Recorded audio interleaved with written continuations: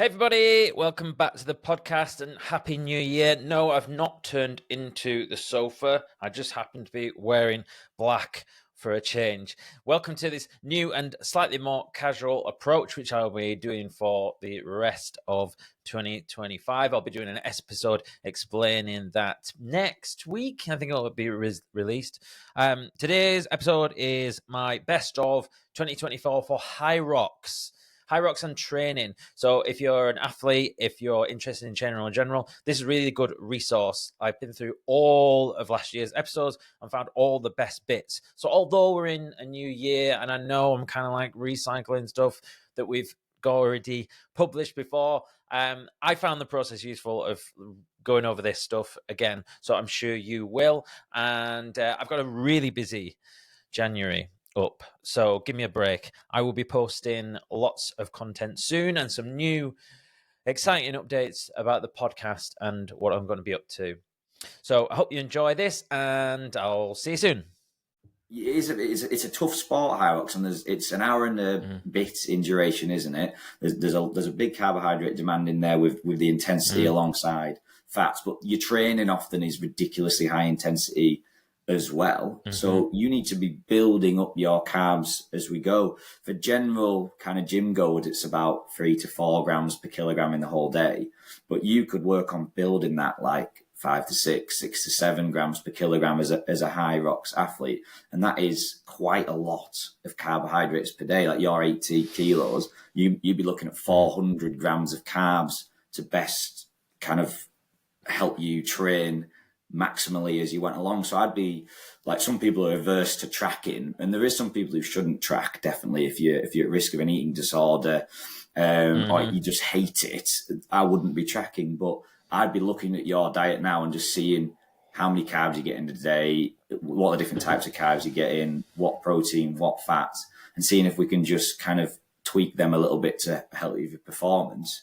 But to go back to your original question, if you did want to cut, I'd probably be getting that. I'd probably look to do that now, and then I can look to kind of maintain and then gradually up my fuelage as I go towards the event. And conveniently, the body goes with you. So if you up your calories slowly, I found that your metabolism goes with you quite nicely. I had a good example.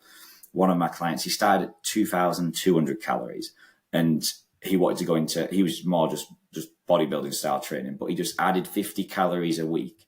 When his body fat measures, i.e. his stomach, went up a little bit, we just plateaued. And then when they didn't go up, we added 50 calories. And he went from 2,200 to about 3,200 calories in about 6 months. And he gained an inch of body fat. And you can lose an inch in a week. It's not that hard to do. So you find your metabolism comes with you. So after you'd got out of your cut, you could start reintroducing calories slowly and probably having more and more and more. And you probably won't gain much body fat because your training volume will be going up, your intensity will be going up, and it should all work nicely that way. Right. But it's a hard question. You definitely need to get your fueling right for your training. But if you do need to lose body fat, I would probably advise, like, we've only given it like 5 seconds for just before you asked me the question, I'd probably do it then. I wouldn't want to be trying to lower my calories at the most intense period of training. I feel like I'm happy with that statement. It would be counterintuitive, but it probably could open a big discussion, and that would be something where a registered dietitian might go a bit differently, but that would be my thoughts. Yeah, it's got me thinking, like, maybe I need to up my game in terms of like I don't calorie count. Yeah. People go, obviously, but I don't calorie count.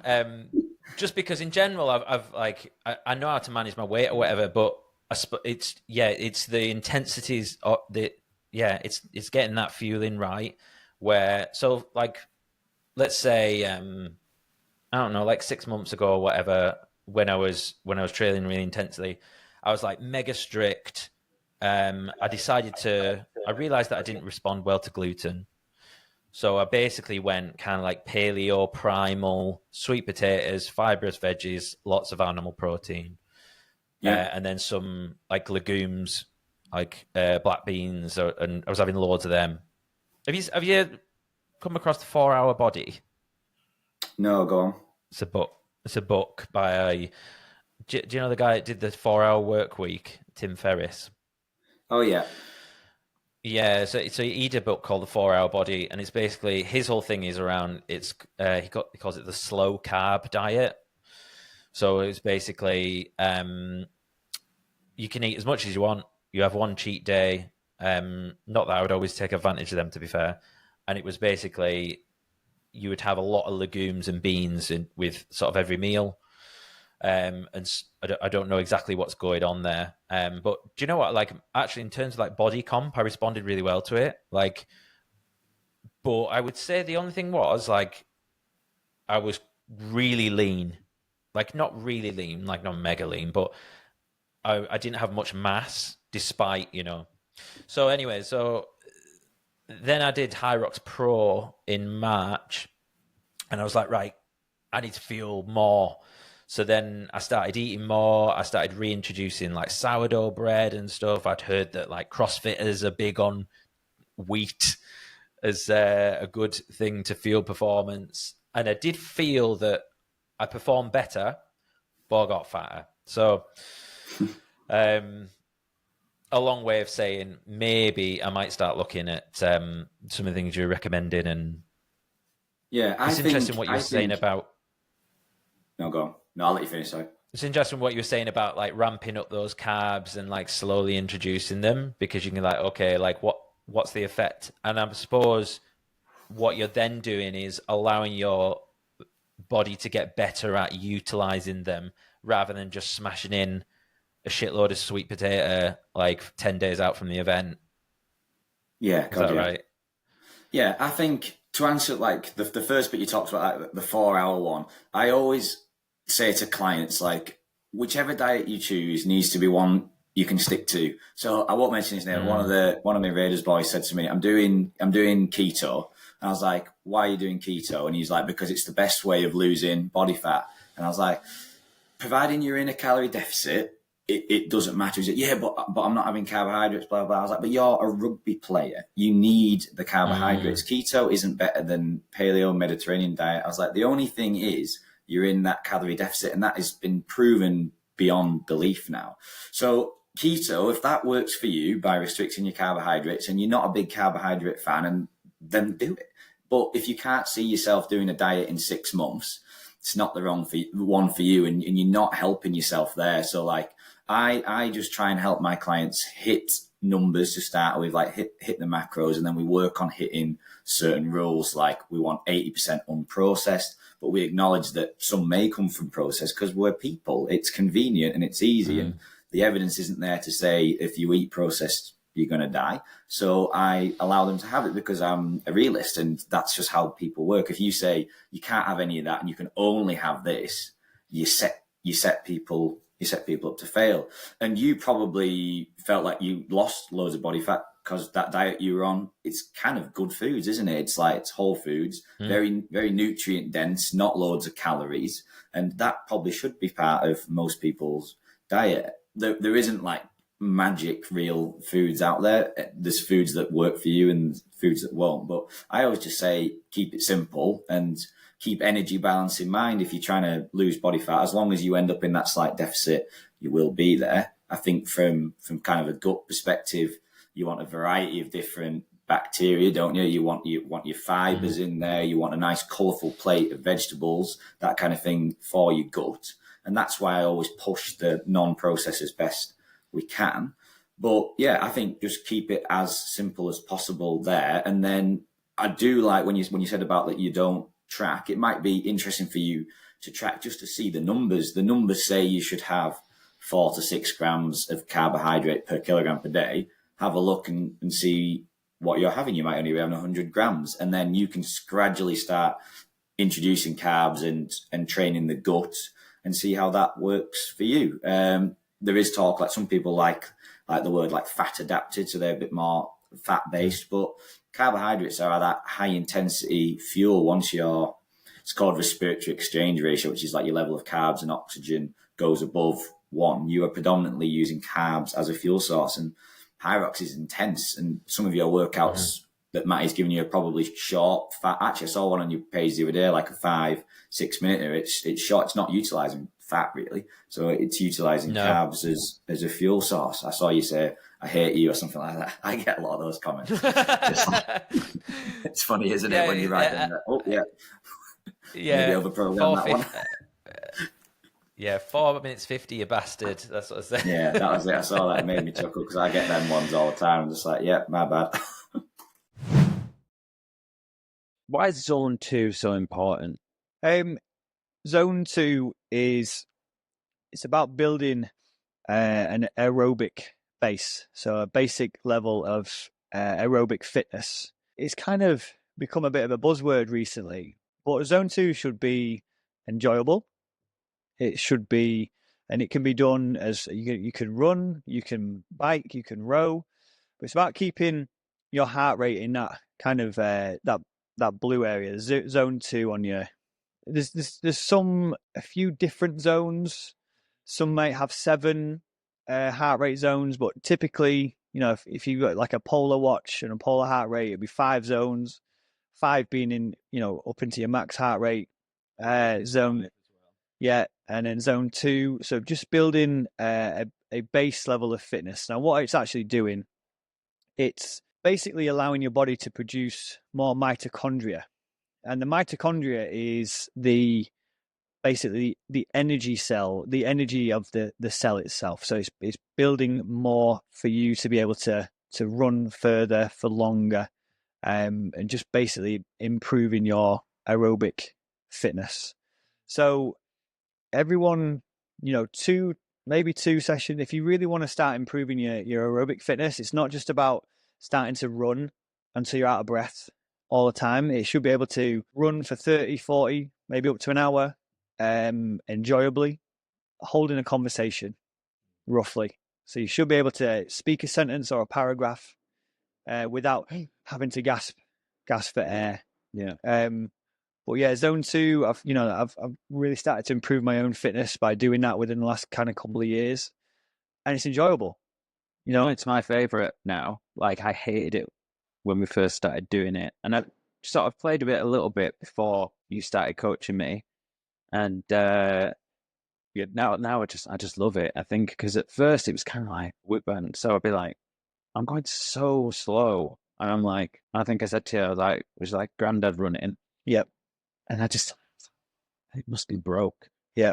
And then all of a sudden, obviously that pace started to pick up and I could run a little bit faster. Yep. And then you're like, and then it just switched for me, and it totally makes sense. It's where the magic happens. Yeah. And I found it as well, say, I wake up, I'm terribly recovered or something, and I want to do a workout, but I'm just I'm sleep deprived or whatever. Just doing 20 to 30 minutes zone 2 is because you get that little lift. Yeah, but it's not going for because I always used to just do 5Ks all the time when I was younger. Yeah, wake up rough, I'll go for a 5K, and then just blast yourself. Then you get the adrenaline, and then afterwards you just crash. Yeah. And so I'm big fan. Like I say, it should be enjoyable. Not many people well, yes, lots of people enjoy running, but those new to running, if I said let's go for a run, the first thought is yeah, because it's running, it's effort. It takes a lot of effort. But zone 2 should be about building your base. Think about it as laying the foundations for you to get fitter and stronger. And even strength athletes need some form of aerobic fitness just for heart health, heart and lung health. And just, it doesn't have to be hard. It can just be nice and controlled. Stick a podcast on, listen to music, but just move. Yeah. Yeah. So zone 2, definitely important for improving your aerobic fitness. Yeah. Awesome. And if anyone wants to know about zone training, there's lots of podcasts and things talking about loads different zones. Loads. It depends how far down the rabbit hole you want to go with it. Yeah. Yeah. On that, so the zone 3, they talk about zone 3 as being like the dead zone. Yep. That because I found as well, if I went out and didn't look at my monitor and I'm doing zone 2, and then I come back, it'd be all in zone 3. And then they talk about this is the grey zone. What's that all about? What's wrong with zone 3, for example? See, I don't really think there is anything wrong with it. studies might say this or that. This is the best way to improve anaerobic training, anaerobic thresholds. This is the best way to improve zone 2 training. But I try not to get too bogged down in that, because at the end of the day, you're still training. You're still improving. You're still out doing something that those who are sat on their ass aren't doing. Yeah. So I'd never be like, oh, I'm in zone 3. This is not good for me. Or this isn't doing much. It still is. You're still exercising. So I would never get really bogged down in that. I actually can't do as much of it. Would that be the argument? Like, yeah, because you can't go zone 5 every day. No, definitely not. Because you'll burn yourself out. Yeah. So it's the zone 2 thing is you can do more at less risk. Yeah. Yeah. And, zone 3, like I said, zone 5, you aren't staying in there for long. Although on my Hyrox in Manchester, I was in that zone for an hour and 3 minutes. Wow. Impressive. Which is mental. I'd had the chest monitor on as well, so it was as accurate as it was going to be. An hour and 3 minutes. That was pretty mental. Yeah. Now you say it's mental, which that's something I want to go into. So the mentality of that. So something I heard on a podcast, someone talking about zone 5 self-talk. What comes in at that moment? What's the message? What's the voice in your head? And I started noticing. Stop. Now. Yeah, have you ever noticed? Yeah, is there a narrative there? Like, do you notice? Goggins talks about this and learning more about himself and in those moments. And yeah, I've certainly seen some dark times in those zone 5, or it's usually when it's usually kettlebell front squats. Yeah. Hell, they take me to a really dark place. Yeah. I'm being there on one of the conditioning classes, and all of a sudden, I'm just this little scared boy who's not being picked for football. Or and all that darkness comes in, and but it's fascinating, isn't it? What's going on there? And what's your experience with that? I guess it's starting to. I'm pretty sure if we then gave you those same kettlebells now and got you to do the same thing, you wouldn't be that scared boy. So it's experience. Yeah. Because you'd know it's coming. You would know that feeling is coming, so you can come to terms with that feeling. And this is why a lot of people fall off the exercise bandwagon, because it's effort at the end of the day, and they don't like the feeling of that physical pain, because it is painful. It's not enjoyable, really. But it's the way I think about it is, and it's understanding it from a biological level. So I understand that, right, if I start to up my intensity, my body is going to require some more oxygen. It's also going to require more blood to pump that oxygen to the muscles which are going to be working. So in order for that to happen, I'm going to have to take some more oxygen in. My breathing rate is going to increase. In order to stop me from overheating and overcooking, my body will secrete sweat to help cool the skin, to help cool the body. Understanding those things happen because your body is an amazing piece of engineering. You can come to terms with that, right? This is happening now for a reason. And the more you recognize those signals, that initial raise of core temperature, those first beads of sweat, those first deep breaths coming, you can start to deal with that, but only through experience. And then this is what really irks me, when people start and then they just stop because they don't like that feeling. It's unfortunate, but it's absolutely necessary for your body to adapt and progress and get stronger. And if you are just completely happy in a state of homeostasis, not moving, not doing anything, not breathing heavy, not doing it, if you're happy with that, then fine. But you aren't going to live that long. You're not going to do that well. Mm-hmm. You've got to be able to overcome these feelings, these physical feelings, and push through those barriers in order to grow. Yeah. what do you think is a useful sort of like semi summer off, semi deload, kind of chill, but very non-specific Hyrox, but then maybe like, so basically what I've been thinking is, maybe I just run, just get loads in the tank in terms of running, or maybe I get just do rowing, loads of rowing, and then another thing, or what sort of insights have you got around that, and what seems to work for people? It's a good question. I think it's probably a question that not a lot of people think about, and I was talking with someone about this. I think this is something that Hunter does very well. Like, he's obviously an amazing athlete, and he's been doing this for years, and he's strong and he's fast and all those kinds of things, but I think he structures his year and his season very well, whereas some of the other top athletes don't necessarily. Because he knows he's really trying to peak for June, the World Championships in June. Like, he knows that's his ultimate goal. And I mean, he broke the world record in the start of December, but he said after that race, like he said, I still think of this as like beer drinking season. Yeah. And he hadn't really been like doing that much specificity in the sport, or necessarily trying to peak that much for it. Because it's just too early to do that. Yeah.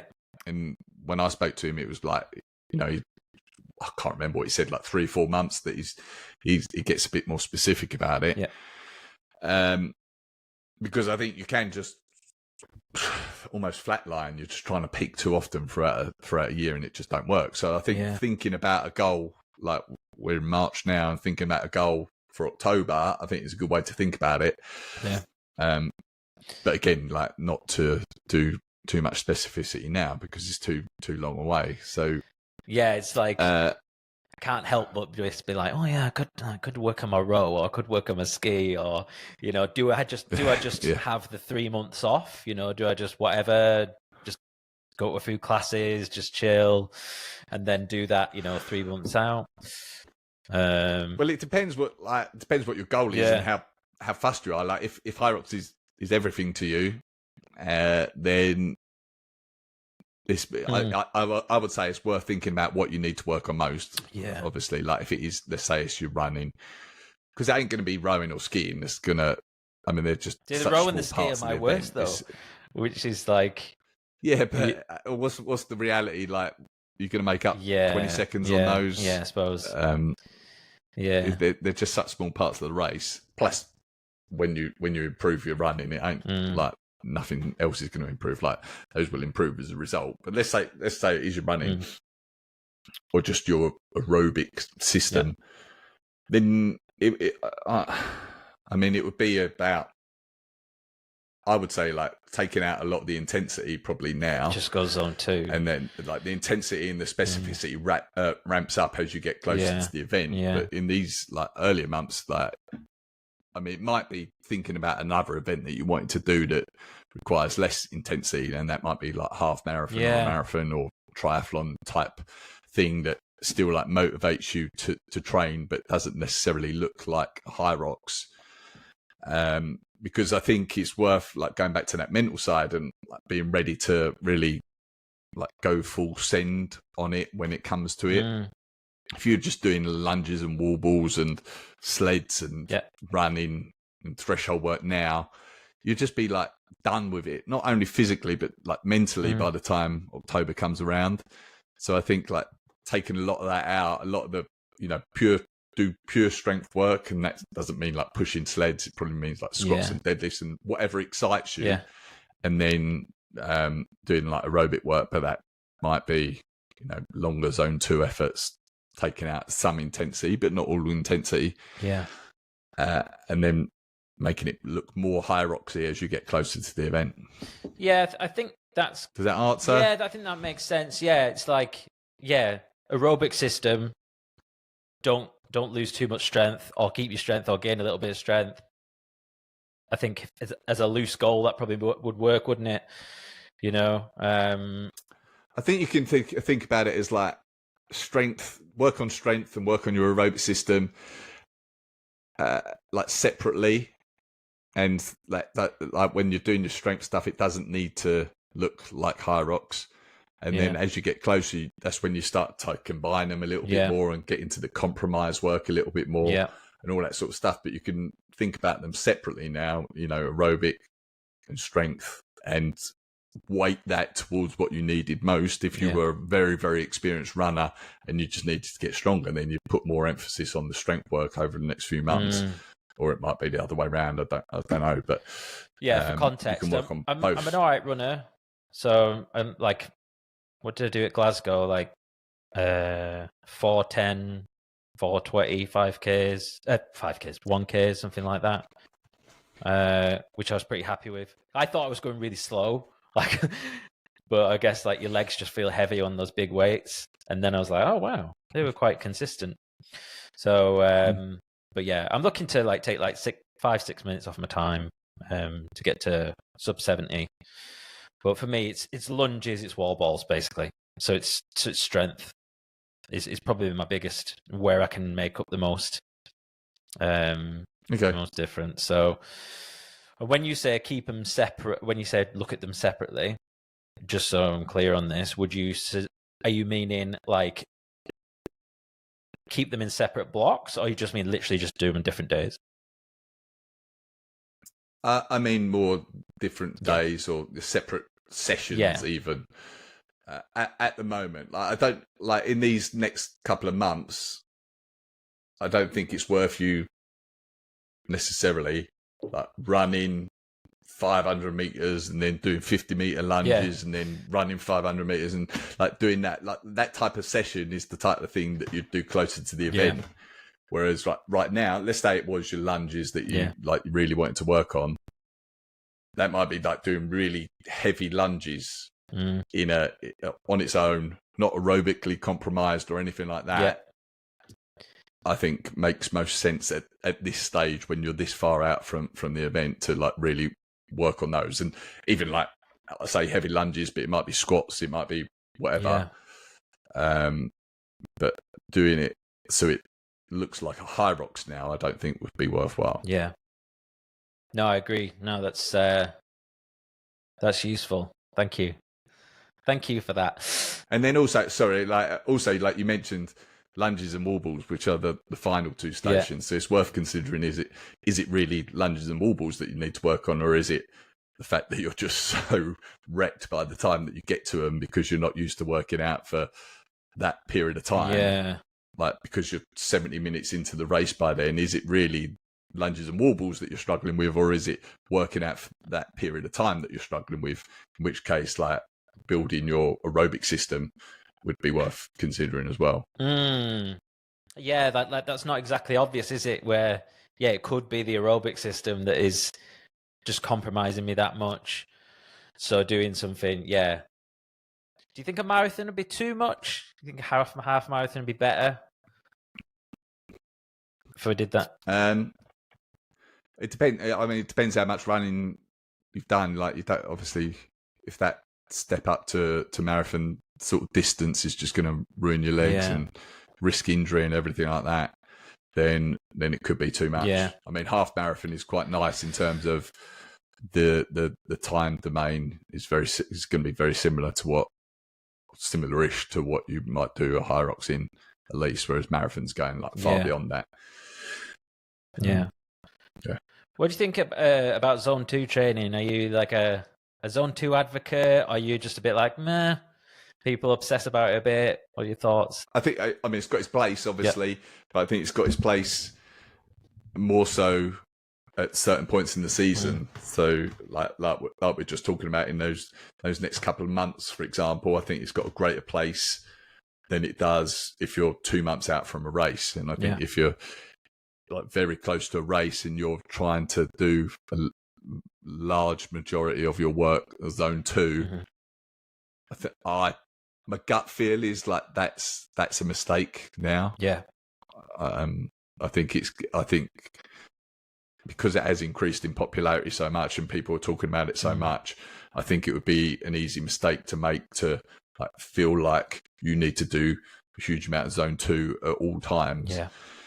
And eventually that might pay dividends, but it's like longer term strategy. And I think if you're racing in 1-2 months and you're trying to do a ton of zone 2 work and not much intensity or threshold work, I think you'd regret that. Yeah, I think it makes sense at the start of the base, doesn't it?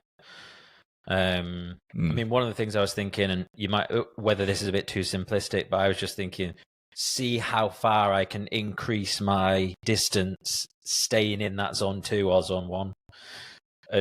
This summer, I'm just like, as long as I'm not starting to like jack the heart rate up, if I can just start to increase those kilometers, then that could potentially, I was thinking that could be, but I suppose what you don't see is what it's doing to your legs. So if you, well, yeah. I mean, zone 2 in theory, you should be able to do continuously, like as long as the muscular side of things doesn't like compromise you too much, then you should be able to do fairly continuously. I mean, I sometimes do a test to check where I am with my running. It's like, it was run, I haven't done it in a while to be fair, but it was run like 5 kilometers, keeping my heart rate at 140 BPM, which is like zone 2, zone 3-ish for me. And seeing how long that takes, and then like tracking that over time, to tracking like your seeing aerobic how I'm progressing from that thing. Yeah. So I was doing a 5K at 140 BPM, and then a kilometer, like having a little rest after that, and then doing a kilometer. I think it was 155 or 160, and seeing how quickly I could do that kilometer.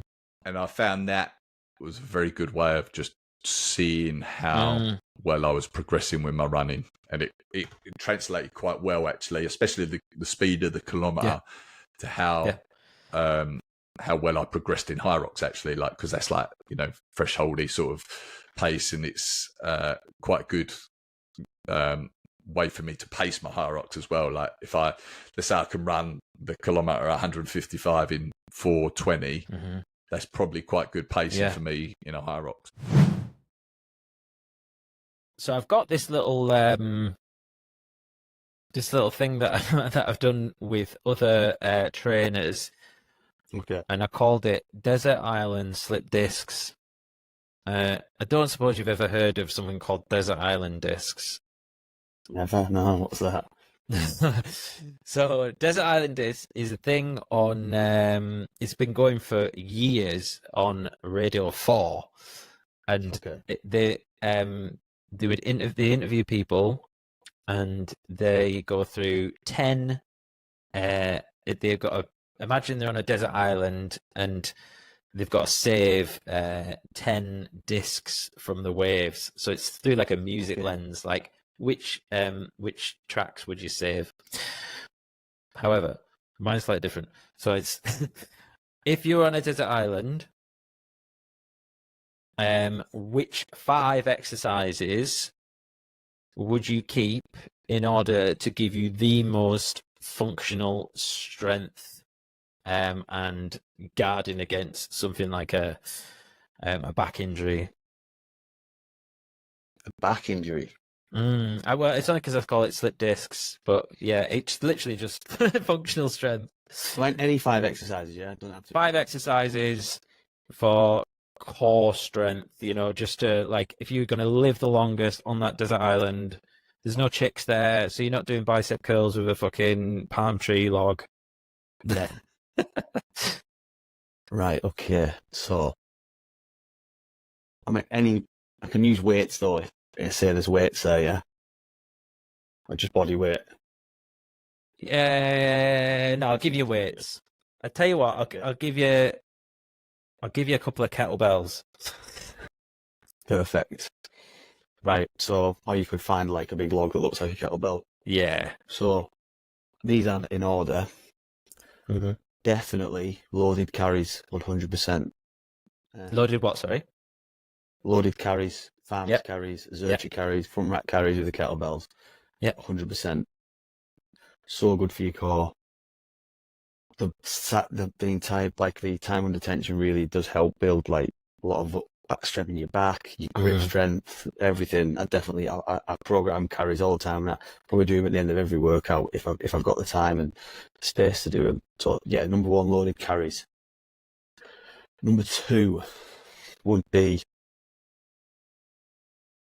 probably I'd do a squat variation. So yeah, I'd be doing goblet squats. So goblet squat. Goblet squats. Yeah. And I suppose, see that like that front position, that rack, or like holding it in front of you. There's something about it. It's almost like it's like compromise because it's like feels like someone's hugging onto your lungs. Yeah. Again, it's like your rib cage is all rolled in, and I use a lot of front stuff because I do not have the shoulder mobility to do any back squats or out. So a lot of my squatting is front. Well, all of it's front loaded really, unless you use a safety bar. So yeah, goblet squats definitely. Then I would probably say I'd have if I was on a desert island and in case something fell on me, I'd do kettlebell floor presses. Kettlebell floor press. Yeah. And then So would that be a bit like a bottoms up? no, just literally rack press. But yeah, Was in probably a glute bridge floor press. I'd do with them, and then for just because these are my favourite exercise, bar none. I do a gorilla row with kettlebells or one per wood, whatever it would be. Yeah. So alternating kettlebell row from a hinge position, and then top ones. This is definitely number 1, the kettlebell swing. Without a doubt, number 1. I do kettlebell swings for the rest of my life, 100%. Yeah, I'd be quite happy just with swings, to be honest, but I like swings just because you can train them with max intent, max power. You can slow them down. You can really, it's a full body movement, really. I think it's great for your core, back, legs. Yeah, so it's kettlebell number 1. I think that's everything, isn't it? That's fine. Yeah. So we've got loaded carries, we've got goblet squat, we've got glute bridge, kettlebell floor press, gorilla row, kettlebell swing. Yeah. You could make a little complex up with them as well. So if someone has, but I could see if that many exercises, think how many different workouts I could create with that. Yeah. I think that's a good choice. And on your carries, do you just like go slow with them, or do you like mix it up? Like some weeks do, run a bit faster with them. Some weeks like go slow. I suppose that's the beauty, you can do. Yeah, it depends on what session I'm training. So if I'm doing like an upper body strength hypertrophy session, I'll go as slow as possible, really tight posture. But if I'm doing like an AMRAP or Hyrox session, I'll run as fast as I can with them. I do like the idea of running my weight though. I think I don't know. Yeah, it's a pretty good skill that we probably don't do enough of. That probably people before us ran with a lot more weight than that for days on end. So I do. Hey, I'm pretty good at the farmers carries, Oh yeah. Yeah, I come 11th at Manchester overall in the farmers carries. What was that? 24s or 32s? Did you do pro? Or? That was 24s.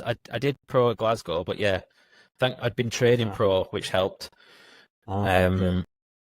But yeah, I mean, trust me to be the best at the one thing, which is like you get the least benefit from. You're like, it's not that long anyways, but yeah, fuck it, I'll take that. Sprint with it, aren't you? Yeah, I'll take that. Again, I feel like any carry is just like, it's great for you, especially like grip strength and that as well, that people don't really think about. Yeah, it's awesome. Like a metric as well, in it when you're holding it. Yeah. You're not. But yeah, and then I like when you're slowing them down as well. I feel like when I started doing them, I did put a lot, when I was trying to build a little bit of muscle, they definitely helped in that side of things, of really just slowing everything down. And posture. I feel like they're great. But yeah, I'm doing Hyrox when am I doing it? October in Madrid. So Oh, nice. I'm hoping that the amount of kettlebell carries that I've done over the years will help me. Do you know what I mean? Yeah, I'm sure. Oh, that's awesome. Are you doing solo or? No, we're doing doubles. Just for the first, we're just going. There's like 4 of us going, and then Yeah. my missus and her sister are going. They're doing their doubles as well. So just to sort of ease into it. But I've been enjoying training for the double. It's been good, really good fun at it. I've done a few simulators and Yeah. like run throughs of the full thing, and I've proper enjoyed it. I do. I think I know why everyone buzzes off Hyrox. Like I feel like the format's good. Yeah, it's cool, mate. What here's a question for you. It's just come in my head. So when you're doing sled push, Yeah. have you noticed there's a bit of a trend to like the way you push it? So rather than like Pushing it like that, having your arms down, wrapped around the back. exactly, yeah. So it's obviously less load, less on your shoulders, isn't it? Yeah. Now, I know that's because I've tested it. It's definitely a more efficient way to push the sled.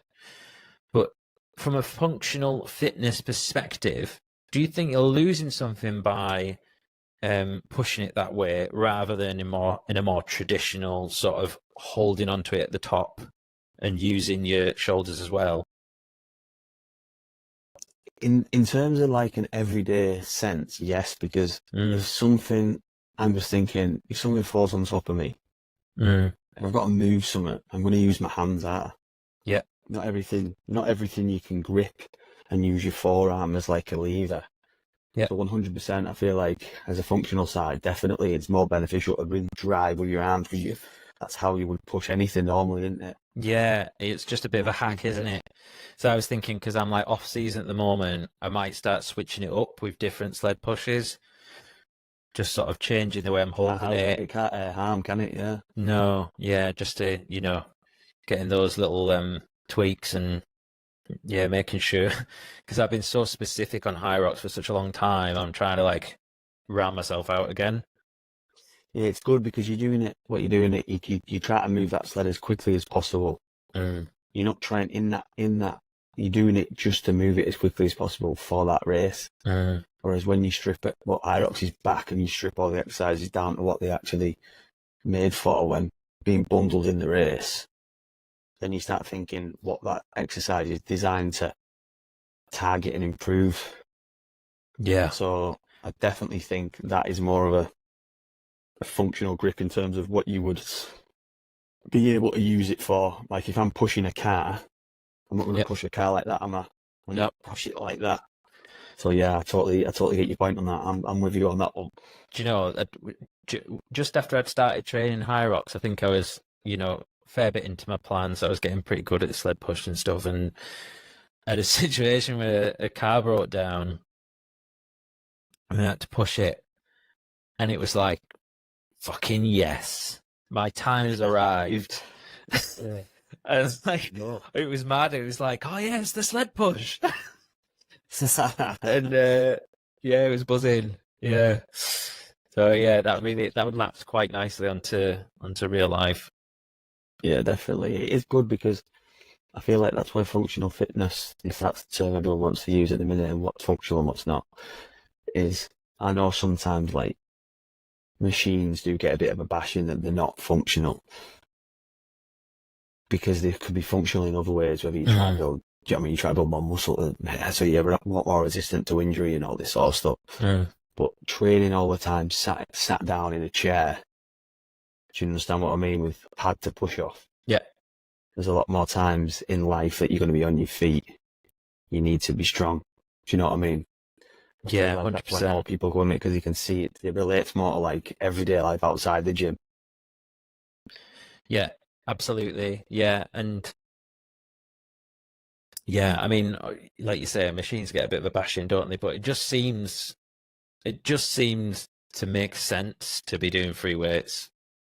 Yeah. Yeah, I agree. I agree. Whether that's the best thing if you're doing bodybuilding, then that's a different conversation. But yeah, when you're targeting, it just depends all on the outcome of what you're trying to achieve, doesn't it? Yeah, I had like this realization. I think it was last night actually, and I was because I've been in off season, I've been a bit of a funk with myself because I'm like, oh, I've lost loads of muscle. I'm rubbish. I'm so weak. Blah blah blah blah. All this like inner voice, and then I just thought I've had this like realization where I'm like, oh, hang on a minute. To be a good athlete, and like you wanting to train all those little tweaks, like all those little core elements and to be able to hit all them areas, like you're probably not going to see that much hypertrophy, are you? Because No. there's no way you can hit them that many times. No. So, and obviously, your Hyrox isn't set up. Your program's not set up for that, is it? no. In the off season, you're probably not thinking. Do you know what I mean? And it's something I avoided for years, like the sort of hypertrophy, what people call bodybuilding exercises, which essentially they are because you try to build muscle. I avoided them for years, thinking, oh, it's not applicable to what I'm doing. But like you just said, it makes you a better, well-rounded athlete or resistant to injury. And I think it definitely has its place in most programs, to be honest. Yeah, and I think you can be sensible with like I've been thinking. So I'm basically trying at the moment to do like a pure strength period and like totally get rid of my ego, like just focus on like getting heavy 3 to 5 reps, all that sort of thing, and then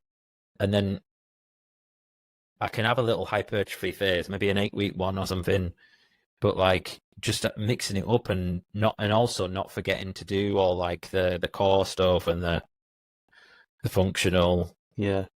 Like last night. Like doing sometimes. Why don't you pair it together though? Put a little pump session on at the end of your strength workouts. 15, 20 minutes. What you mean, just like a low rest, like finisher? Yeah, just target 2 exercise or an exercise per muscle group and just go to failure on them. Minimal rest, 30 seconds rest if that between sets, high reps, 12, 15, and just blast it. And what 3 to 4 sets? I'd say 3 to 4 sets. Yeah, 3 sets of 12, you're probably looking to be all right if you're doing 1 set, or maybe go to 4 if you've got time. Don't want to put too much time on your end of your strength work, but definitely think it'd be beneficial. Or designate one day as like a pump day, if you will. Or hypertrophy day, as like at the end of like on a Friday, like an accessory day. If you've got a big run on a Saturday, that's how we do peak at the minute. We have an accessory day on a Friday, and it's just good to get that. Do you know what I mean? Some people love it. Well, I do now. I've started doing it more. I really enjoy it. It's a bit of a break from all the other stuff. I think there would be 4 major frameworks that I could suggest for athletes to get hold of their performance from the mental side. Number 1 would be visualization. It's one of the most powerful techniques in sports psychology. It's very famous. It's also known as mental imagery. It's not the one where you do just as you're performing or just before you perform, where you just think of how you want your skill to go. It's something that requires a little more practice and dedication and time. So something that you do off the field regularly for a consistent amount of time, where you see your performance the way you want it to do, the way you want to do it. You visualize all the skills, the muscle movements, you feel everything. You see yourself scoring the goal, hitting the ball at the bat, swinging the racket, the sweat coming down your skin. You make it very real and you see yourself winning. So it's about skill development. It's about motivation, positivity. It's all these things. And what this really does is it activates the motor neurons in our brain, the motor neurons, and also a type of cell called the mirror neurons. And the fascinating thing about our brain that researchers have found is that when you actually perform something, a skill, and you just think of performing that skill, like you just rehearse it mentally, the same pattern of neurons fire in your brain. So your brain can't tell the difference if you're actually performing it or if you're just visualizing it. That's why the more times you visualize, your brain feels like you're actually practicing it more and more, and you get better at it. So that's the power of visualization that a lot of elite athletes use. Now, I would strongly suggest people to learn about it and use it, not just for elite sport or competitive sport, even for any kind of skill you want to master, right? Like even for Hyrox, for example, like see yourself going through that entire set from, 1 kilometer to the next, and every movement and it just kind of becomes natural when you actually perform because you've just seen it so many times. Would you like to know one of my visualization tactics?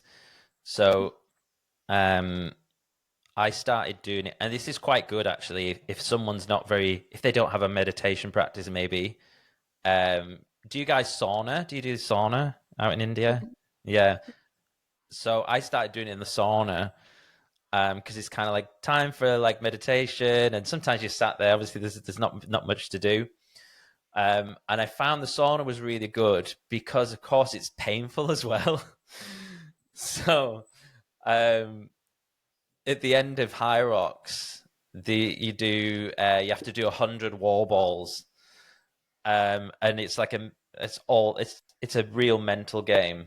And I was like, I would do my whole race, sat there in the sauna, and then at the end, I'm picturing myself doing the wall balls, but as the heat's rising as well, it feels painful, so it's kind of, I do think that really helped.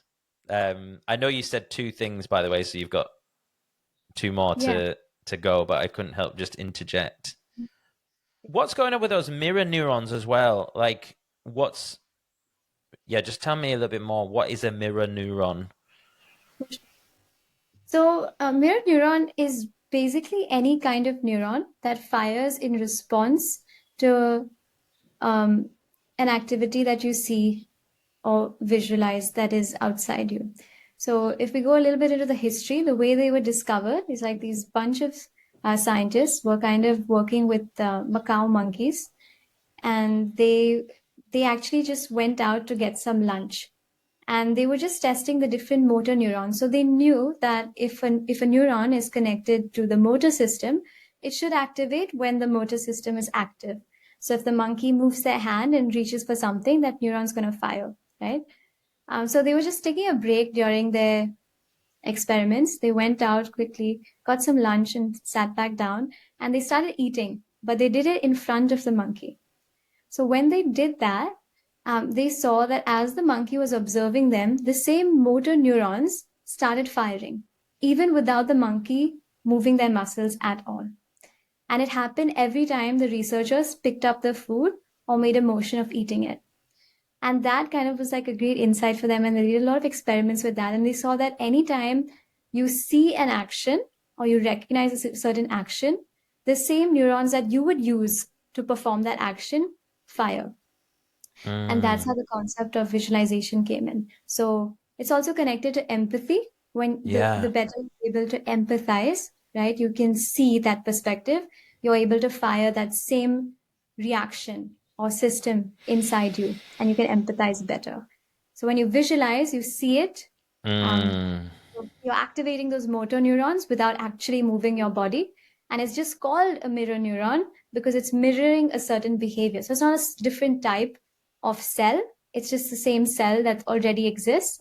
It just fires in response to visualized activity mentally or activity that is seen externally, as if you were doing it yourself. Yeah, that's so interesting. Yeah, it's like if sometimes, like, if I've maybe done like if I've filmed myself, which I do quite often, I film myself doing like a heavy 1RM squat or something, and then I'll be sat on the sofa in the evening and I'm on my Instagram and I watch it back, and then I'll start, like, my nervous system will start ramping up. It's like, this like empathy response to me doing the thing, because I knew, like, it's like Yeah. No, so interesting. So you said there was 4 and we covered 2. So one was visualization. The second one I would say definitely is meditation. This is applicable to all kinds of performances or activities in life, and it really helps elite athletes.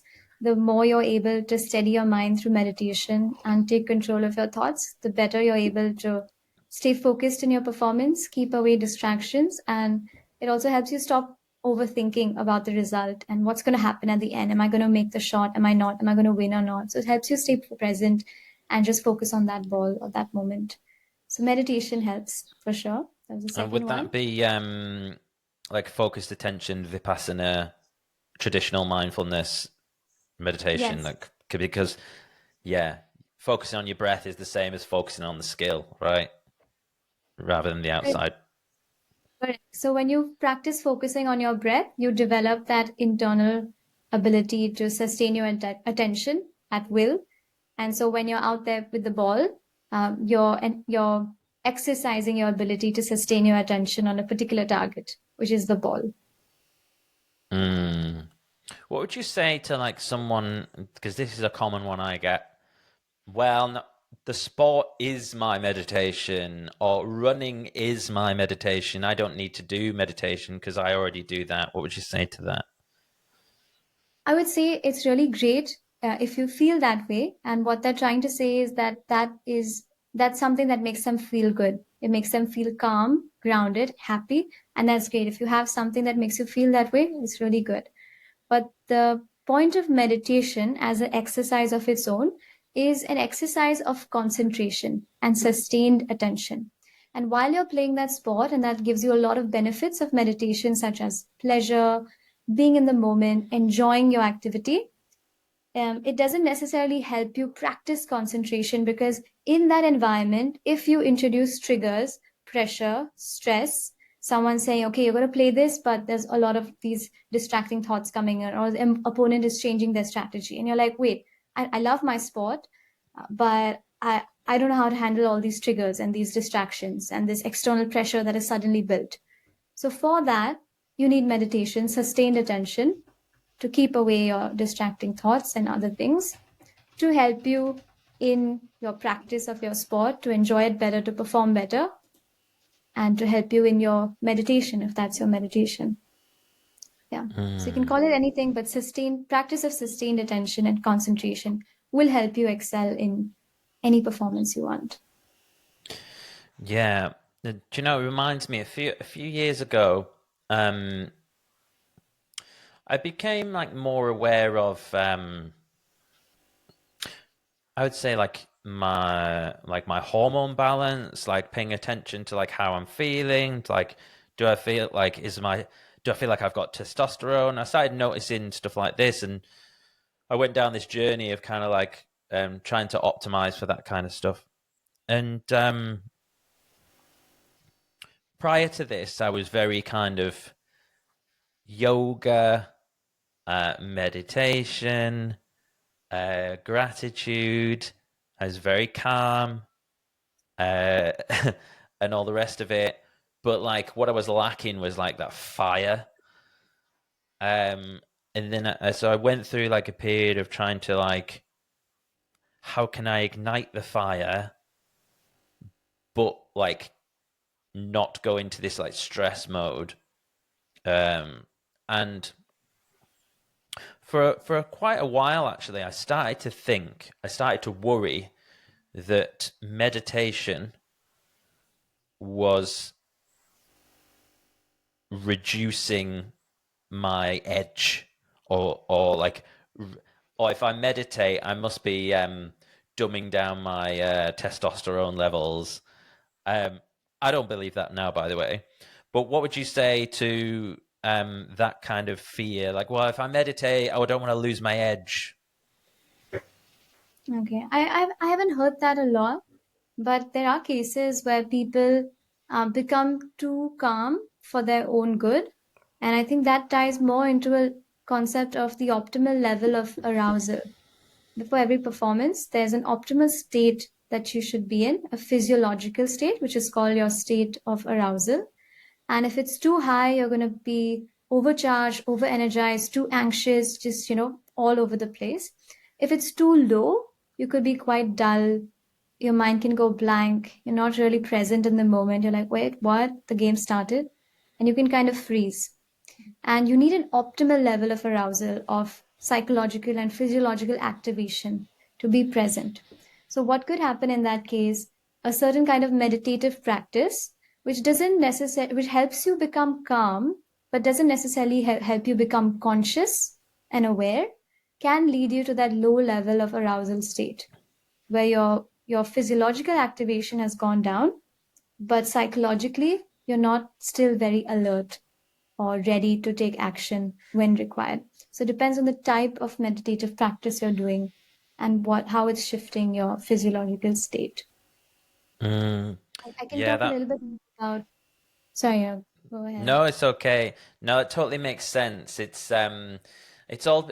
I suppose it's that self-awareness, isn't it? And to become more self-aware, you probably need to do more meditation. But like noticing the patterns in your own body, knowing what you need at the time, and see at the moment, after I meditate in the morning, I have like a few reflections that I run through. I've actually got it on like it's like a split timer on my phone for working out, but I use it for just mental prompts for. So one of them is so for a long time I would use like a negative visualization. I'm going to bring this home, by the way. It'll come back to what we were saying. So the cue would be, think about how you will feel if you stop publishing podcast episodes. And I sit in that pain of like, oh, no, I don't want to do that. I don't want to do it. So then I'm like, right, get upstairs, start editing, messaging guests, whatever. But then recently, I noticed it wasn't doing it for me anymore. So I switched it. So I switched it to the other way around, which was, imagine how you're going to feel once you've done 50 episodes, which is like a positive one. It just made me think about that. It's like, I suppose it's like that activation energy, and like, which direction do you need to go? As you're sitting in that, if you're meditating, then afterwards, like, paying attention to which way you want your sort of nervous system to be pushed. Does that make sense? Yeah, definitely makes sense. And as you were saying that, I kind of thought of like the prefrontal cortex, which you might have heard of, which is the front part of our brain that is responsible for a lot of logical thinking and higher order thinking. And meditation does enhance that and enhance our ability to have better executive thinking and rational decision making and things like that. And when you have to tie the action to a particular outcome, let's do this because I can visualize a certain outcome, a positive result that I want for myself. But sometimes it becomes difficult to link the action to that outcome. And you'd be like, yeah, but how is this going to link to that? And when you meditate, you build awareness of that, self-awareness of that, or goal awareness, and strengthen the rational patterns which help you link these two activities. So it automatically gets to work and it becomes autonomous. Like you do the activity because it's so clear how this is going to help you reach that goal that you have for yourself. That's how I think I would see it. Yeah, are you saying like it's almost like a drip feeding a bit of that feeling that you're going to be doing during the activity to get you motivated? I don't know if I've understood that correctly. Yeah, kind of like meditation, just bringing that clarity in of, why a certain action will or will not help you achieve a certain goal, right? Because sometimes you fail to make the link as to why doing these kind of actions and steps will create a certain result or outcome. Yeah. I suppose that leads into motivation. Sorry, are we still on 3, by the way? Have we got one more? I keep jumping in. So we had visualization, we had meditation, and I could see there's one more. I initially said 4, but I could just say both together. So the third one is journaling. And journaling is a very broad term, and it could mean a lot of things. And there are different types, such as journaling just for gratitude, to get into a positive space, or like a post-performance analysis of how my workout was or training was, which builds clarity. But the kind of one I want to focus on is emotional journaling, how you feel about a certain performance in the past, so that you can just recover from that setback quickly by addressing that pain, and how you feel about a certain event that is going to happen in the future. So you can address that anxiety head on before you're faced with that event. And a lot of the athletes I work with, we practice emotional journaling for situations they faced in the past so that they stop avoiding it, can get through that pain and take away all the technical aspects they need to learn from it. And journaling for the future. How do you feel about your upcoming tournament? Because if you don't address it and leave the anxiety unaddressed, because it does exist somewhere, either little or a lot. And if you don't address how you're feeling about something, the time of when you're performing is going to creep up on you. And you wouldn't have processed what tools you have to handle how you feel about it. Yeah. A colleague of mine had a driving test recently, and she's quite a bit younger than me, and she was saying, "Oh, I'm worried about this, and there's going to be traffic." Yeah. And I said to her, "Have you ever done any visualization?" And I was like, "Look, like you need to like imagine that traffic. How are you gonna respond to that, right?" And that's what you're talking about in terms of that future planning. Yes, visualizing for sure will help, but also just writing it down. Okay, Writing yeah. what my steps are, what my tools are. So that will come under journaling, but both definitely can work hand in hand. You journal it and you also visualize it. Yeah, so you kind of you're obviously visualizing stroke thinking about what might happen, and then you're like proactively going to journal and say, these are the frameworks, these are the tools that I'm going to use to get through that situation. Is that what you're saying? No, I would actually classify them as two very different techniques. Okay. When you visualize, you just put in your mind what you want to see happening. I want to be performing like this. You fill your mind with certain images of how you want to see a performance to be. If you visualize something negative, you might just attract that or train your brain to think in those patterns. Whereas in journaling, you address what's actually happening. Right? How do I feel about the situation? I feel anxious. I feel embarrassed. I feel horrible. What part of it makes you feel horrible or anxious or fearful? You write it down. You write it down so much that you kind of make peace with it. And then you say, okay, what strategies do I have in place to address it? And then you write down your strategies. And once you have your strategies, you've addressed that emotional burden, you've sort of started making your way towards peace with it, then you're at a place where you can visualize it positively. So give me an example of, if you wouldn't mind, just talk me through an example, like could be a made up one, and then a way that someone could get through it, just so I can really nail that. Sure.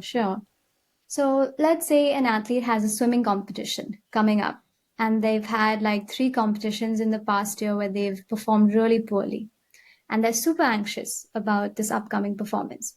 Now, yes, they can visualize it, but if they're in a negative mindset, it's going to be very difficult for them to visualize it. And even if they do, their brain might not trust them. They might not have developed that trust within themselves to believe what they're visualizing. Like, okay, I see it, but I still think I'm going to fail. I'm not sure if it's going to work. So they're not strong enough yet to believe their visualization. So at that point of time, we do journaling. We do like cognitive exercise. So let's start by addressing the fear, talking about it. How do you feel about your upcoming competition? And if you have nothing to say, you might be practicing emotional avoidance, not thinking about it, which is not healthy. You want to be very honest with what you're feeling about it. If you're scared, you are. And that's only going to help you. Addressing it is only going to help you. So I'm pretty anxious about my tournament. Why? I don't know. It's not going to go well. What do you actually feel? I said, I'm not sure if I'll perform well. Why do you think you may not perform well? Because I don't think I have the skills. Why do you think you don't have the skills? So you start writing these things down, you question yourself, and you say that I haven't practiced enough. Well, what's some data that you haven't practiced enough? And then when you start rationalizing it, you really don't have that data and information to support the fact that you might not perform well. So you start looking for things. Oh, I didn't perform well the previous time. Why didn't you perform well? For XYZ reason. Well, have you learned from that? Do you have the skills now? Yeah, I kind of do. Okay, so what are some reasons that you might perform well in your swimming competition? Well, I've worked on those skills. I've been training for so long. in the practice races, I kind of beat so-and-so, I had this timing. So you build your data, your fact sheet. You start building that trust in yourself with the facts. You get to a positive space. You've addressed that fear. Now you're ready to believe yourself. And then you go on to, okay, do you want to practice visualization? And you can see it better. And it comes more naturally, seeing yourself winning the race. So that was the journaling part. That's where the counseling, the CBT, all that stuff comes in. Yeah, I was just thinking then, I wasn't sure if it was CBT or psychotherapy or a blend, but it sort of reminds me of that. It's like going back and redressing what is fact, what is imagined, like Right. what evidence do you have to support the feeling that you have? Right. And in some places you might have some evidence, but let's work on that, right? For sure. But like throw out everything where you don't have the evidence for. And when the athletes start to see the facts for themselves, all those biases clear out. They start to feel positive. And then in that state, their visualization is much more powerful. Yeah. Versus I'm not confident if their visualization will work if they have so many negative beliefs that they haven't addressed. And I say negative beliefs because they're not based on facts. Yeah. No, that's cool. All right, I've got a selfish question. As someone who is generally pretty calm, I meditate daily, I do all the, the ice baths and cold showers and all this stuff. I still struggle in and around an event. I think like my addictive personality, I think all athletes are a little bit like that, or inverted commas athletes, amateur athletes, whatever. If we're into sports in the gym, I think we like that dopamine, don't we? And those things come along for the ride. And let's say, I'll give you an example. So I had a competition, Hyrox Manchester. It's on a Saturday afternoon. I decided to get a hotel, drive down there the day before so I could relax. And when I'm like in and around the competition and afterwards, actually, everything goes out the window. Like, I know now that I should just meditate more. But when I'm like, once I get in the hotel room and kind of like, my nervous system knows, like, this is new. We've not been here before. Something's happening. And even like the discipline to just sit down and meditate, I just can't do it. What are things we can do to be able to slow us down when we're in an unfamiliar environment, hotel room, different place, city, to get into the right zone? Right. So I'll talk about the strategies that one can adopt going up to the event. So first of all, meditation should be regular and not something that needs to specifically be done on the day or before the event because it's going to be super hard. So if it's a regular part of your routine as a habit, it's going to be more beneficial. The second thing is visualizing. If you know in advance where your tournament is going to be, what the circumstances are, research about the place, the temperature, the climate, the living conditions, so you can add that in your visualization. So there are three types of visualization: preparatory, action specific, and outcome based. So we all know the action specific one, where you're visualizing the movements. We know the outcome based ones, where you're seeing yourself lifting the trophy and celebrating with your friends.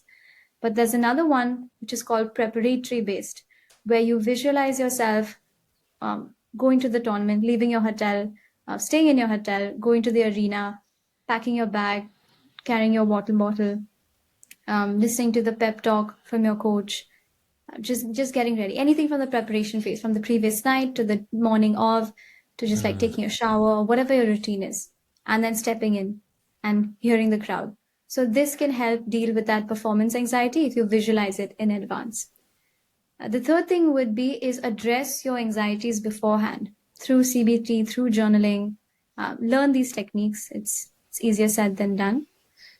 And work your way through it. constantly be in touch with your emotional experience.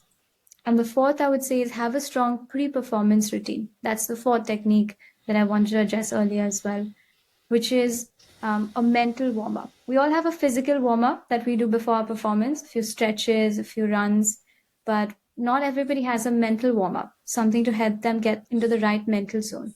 And that's where pre-performance routine can really help. It could be a short visualization, a particular revision of your math strategy, listening to music, some deep breathing, reading out your list of strengths to yourself. It's a combination of different behaviors and thoughts that you have that you know work for you to help you get into the right zone. Every athlete has a different routine, and we work with athletes to help them find the best one for themselves. So having that pre-performance routine, no matter which environment you're in, your brain and body knows it's time for me to perform now, and helps you get ready faster. So meditation regularly, visualizing the preparatory stuff, journaling your emotions and thoughts in advance, and having a pre-performance routine. These 4 things will help. Trauma and addiction and whatnot, and then people ending up as elite athletes. Yeah, definitely. I mean, it's just such a good coping mechanism to get into sport. And I think as long as you're aware of like that it is kind of like another addiction, but thankfully it's a good addiction to an extent. As long as you've got that awareness, then you're not blindsided. You know, when all of a sudden, if something was to like, you know, if you were to get injured or anything, that that doesn't just knock you off your feet, and you'd be like, oh, I've got no self-worth and all the rest of it. So yeah, it's a very interesting topic. I wondered actually how, because Hyrox is a very interesting sport, certainly for you to have like turned up in, because I was thinking about the body comp thing. How do you, like, given like your history, how do you, because like Hyrox there's a lot of vanity, there's a lot of shirts off and all the rest of it. What are your thoughts on like the body image in Hyrox specifically?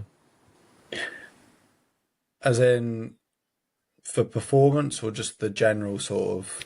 All of it together. Like, you know, what, like, how do you feel? Like an event? Are you the sort of person that will compare yourself? Do you feel like it's healthy because you've got it's more of a muscle mass thing rather than a, you know, starving yourself on a bike type thing? If it was a shirt on sport, I wouldn't complain. The only real reason I take my shirt off is because, like we mentioned earlier, I get really hot really quickly, and it's just one less thing that's going to keep me warm. So since I've done the sport, I've never really cared about how I look, because at the end of the day, you can look like an absolute brick shit house, like 6'5", massive, huge guns, but then can you run fast? Can you finish it? Like, can you finish it quick? Like, that's the only metric, thankfully, is what time do you start and what time do you finish, and how long is that? That's the only metric that matters. Like, it doesn't really matter if you're, like, I've got like a mate Trav, like 5.5 foot. Doesn't matter if you're that. Doesn't matter if you're 6.5 foot. Doesn't matter if you're massive, skinny, whatever. Just all that matters is what time you finish, if you're being competitive. So I think the fact that you can take your top off has kind of brought in the whole sort of big, like, gymfluencer type folk into the sport, just because it's like you can show your muscles. But I don't really pay too much attention to it. Like, if there's a massive guy, I'll be like, fair play, mate, you've worked hard, but then that's it. Like, and in terms of the actual fueling and whatnot and how your body works with it, I think it's one of the best sports in the world, just because you need to have some level of muscle mass, but then you also need to be cardiovascularly fit. And I can't remember what the study was, but there's a study where, like, if you weight train, it adds like 3 or 4 years onto your life, and then if you do cardiovascular exercise, it adds like 6 or 7. And the fact that you're getting 2 massive stimuli from that one sport is brilliant. And it's a very accessible sport. Like, yeah, you might not have a rowing machine at your gym or a ski erg or whatever, but if you've got some trainers, you can do burpees, you can do lunges, like, you can do whatever. And I think that's probably the best thing about it, just the accessibility and the fact that at the moment there is no defined body type. Like, there is no perfect physique. Like, if you look at the men's field, you've got Michael Sandbach, who's like 91, 92 kilos, 6'3", just an absolute unit. And then James Kelly, who's 5'10", I think. Like, and they're pretty level. Dylan Scott, who's a bit slimmer, but then you just get, and then Hunter McIntyre, when he's racing heavy, like, he's just massive. There is no defined body type, and then it's very similar in the women's field. Like, you've got shorter athletes, taller athletes, slimmer athletes, bigger athletes, but at the end of the day, it's fair game, really. Yeah, do you know, I was thinking, I was out and having a little walk last night, and it just popped into my head, and it was kind of simple or obvious, but I was like, it's kind of like mixed martial arts for gym and endurance, because you've got all this combination of things, and I think that's why it's taken off. But obviously it's more accessible than MMA. What are your thoughts on PEDs in Hyrox? That's a good question. That's a very, very good question. And do you know Mark Lewis? YouTube guy. Yeah. Yeah. So I've seen him at a couple of Hyrox. I was actually on one of his videos once. My first Hyrox, pushing a sled like fucking knackered. I'm just dying next to him. Yeah. So he spoke about this in one of his last videos. I don't really keep much track. And he's on TRT now. And he's like, I still want to do Hyroxes, but my times will not be official. And I think that's for like the general public, like, that's completely fine, because I'm not going to point fingers and I'm not going to say names and whatever, but there is definitely people who are taking stuff when they're at an event, and you get that in every sport. Like, people will be doing marathons, they'll be taking like performance enhancing drugs. Athletics, like, just bodybuilders, a lot of people take sports enhancing drugs and won't say anything about it. They just keep it very quiet. Like, I think it's considered like an epidemic in the UK, the amount of people taking steroids in just regular gym spaces. So if you can openly admit, yep, I'm taking drugs, still race, still have your time there, but it won't be like, I think it shouldn't be counted for anything. But then if you're actively looking to compete in like the Elite 15, for instance, and you're on some sort of drug that's enhancing your performance and you're trying to keep it secret, there's no space for that. And if anyone gets caught, like, you shouldn't be able to compete again. Are they testing now? Because I'd heard that they were, but yeah. So at Nice, it was the top 3 in every like top 3 finishers in every event, and then 2 random people like outside the top 3, I think. But then I also heard somewhere that they tested them beforehand and whatnot.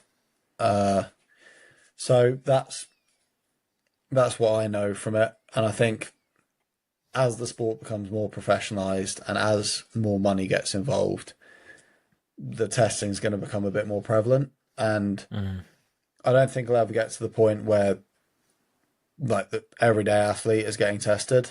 But I think if you're in and around the Elite 15, you should be completely prepared to get tested. Like in cycling, for instance, if you're in the World Tour, you have to declare your location every hour of the day so that WADA can come to your door or come to the restaurant where you're having like dinner with your family and ask you to do a drugs test on the spot. And I think eventually it will get to that point where there's out of competition testing just to make sure that an athlete isn't doing drugs and then weaning off of them into an event. So I think, as unfortunate as it is, like there has to be testing because there's always going to be people that try and find holes in the system and try and get through the net. But it's just part and parcel of sport. It always has been since drugs became prevalent, and it always will be, if I'm honest. So I want to talk a little bit about like your accident and how you lost your limb. You're in the military, right? Was it Afghanistan? Yeah, out in Afghanistan in 2010. Yeah, I've been out there, I think about 3 months at the time into my 6-month tour, and I think it was 4 days after my birthday. I can't remember which birthday it was. I think it was my 28th or something like that. And it was 4 days after my birthday. We'd gone out on patrol in the morning and we were going in to put an observation post in. So basically watch over and keep an eye on the surrounding area for any kind of movement and so on, and report back to allow the farmers that were in and around us to get about and do their stuff because they were being intimidated by the Taliban and so on. So couldn't do what they were doing. And if we could push our barriers out a little bit, it allowed them to be able to trust us a little bit more, and we would look after them and so on. So we was putting this observation post in, and on that day I'd been promoted. So I was the whole tour. I was the lead section commander. I was at the front. Well, I had somebody in front of me, but I was the lead section commander who would lead all the patrols and so on. And that day I'd been promoted to the platoon sergeant. So I was then looking after the platoon. So he then stays at the back. The platoon commander goes at the front with the lead section commander and so on, and the platoon sergeant that sits at the back and looks after casualties and ammunition and so on. So I've been put at the back, and then I was just sat at the back going, right, this is boring. You know, as the lead section was doing all the bits and pieces to look at the OP and going up and down this alleyway and so on, I was just sat at the back, providing cover for them and so on. So I got bored and I said, boss, I'm going to come up and have a look at the OP. And he's like, no, you're not. Stay back there. You know, you don't need to come up. Stay there. So, okay, I stayed there, had another coffee and another fag. Asked him again. And this went on for about 30, 40 minutes. And in the end, I just went, right, I don't care what you say, boss. I'm coming up. I'm going into that OP. I want to get eyes on. And it was out of pure boredom. I didn't necessarily need to go up there and get eyes on. It was purely out of boredom at the back. So, yeah, I went down the front. And as I got down there, he says, right, if you're coming over, grab so-and-so as well. So I climbed over this wall into this alleyway. And bearing in mind, these 5-6 lads had already been walking up and down this alleyway for 45 minutes or so. So I popped my head back over this wall and was like, right, you've got to come over as well. And as I did, I took one step backwards with my left foot and just had a bang. And I was on the floor and there was smoke everywhere and there was dust settling and so on. And I was like, oh my God, what's gone on? You know, so I'm sitting there going, right, your responsibility now, get the casualty. Who's the casualty? And I've then gone to sit up to go and help whoever it was, and then realised it was me as the pain then kicked in. I didn't have my leg ripped off or anything like that at the time. It just smashed all the bones in my foot and my ankle. So basically what had happened is I'd stood on an IED, but it had partly detonated. So it had the impact but no explosion. So it was what they've explained to me since was imagine standing on top of a 30-foot building, jumping off and landing on 1 foot, straight legs. The impact that would have through your leg, you got, but you didn't have the explosion, which then basically takes limbs off and causes further damage and so on. So I then looked up, my leg was twisted off, so my feet were like this and 1 foot was twisted off to the side. And it was only... So I then thought, it's ripped my foot off, but it stayed in my trouser leg. So I said to my mate, is my leg still on? Is my leg still on? And he grabbed hold of my foot and twisted it, and I screamed at this point, because obviously it was incredibly painful, and I was like, it's on, kind of thing. And then I was rapidly taken out of there on a helicopter back to Camp Bastion, which is the big camp in Afghanistan where all the British troops work out of. And then I was in the hospital there for, I think, 36 hours maybe. And I was flew back to Birmingham, where I went into the Queen Elizabeth Hospital in Birmingham, where they were treating all the soldiers that were coming back. And at that stage, I was told to expect the worst. So I thought, I ain't going to play football for a bit. In my head, that was all it was. And it weren't until, I think, that evening that they sat me down and was like, you've got a choice, really. We suggest, we've had a look at your scan, basically, and your ankle is absolutely, like, shattered to pieces. It's going to be quite difficult to fix. And what we recommend is you have it amputated. But the decision is yours, basically. And we're going to leave you with that. But if you do choose to have it amputated, you're booked in for 10 o'clock tomorrow morning, and was rattling off, basically trying to get me to go, yeah, okay, it's my choice, rather than them going, you really need to have it off. And I says, what would happen if I chose not to have it off? And they were like, you're going to be in pain. Let's be real, you're going to be in pain for a year or two, and you're going to have it amputated in any case. But like I say, you're booked in for 10 o'clock tomorrow morning if you want to have it amputated. So I was just like... So how did that feel like in that moment? Oh, horrific. Horrible. Like life ending almost, kind of thing. That's it. It's like I cried the whole night. I didn't sleep. I cried the whole night, and I just said no. Like, no. And I went through every scenario in my head. And the reality is, I knew from that moment it needed to be amputated, and I think that's why I cried the whole night. And then, the following day we went down and went through with the procedure, and I came back up into my bed, and I was then looking down in the bed, and where you would normally see two legs going underneath the blanket, the sheet, whatever, I could only see one and a little bit, and I was just like, what the hell? So yeah, it was mad at that time. Like, really, really quite mad. And then even for like the next 2 or 3 days when I was in hospital, I would have my leg out, and then when somebody came and visited me, I'd cover it up, because I felt, I don't know what, I don't know whether I just felt like people would look at me differently, whatever it might be. And there was just this incredible nurse. I don't know who she is. I don't know her name. I'd love to be able for her to go, that was me.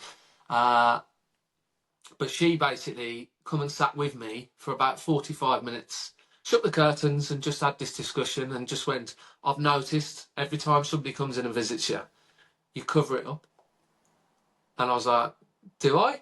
Kind of thing. And she's like, yeah, no, you cover it up. And she was like, do you want to explain why? And I says, I don't really know. I said, I don't really. And she went, they're going to see it eventually. You're going to be leaving here in the next week or so, you know what I mean? And they're going to see it. So, it's getting used to it, you being used to people seeing it, that kind of stuff.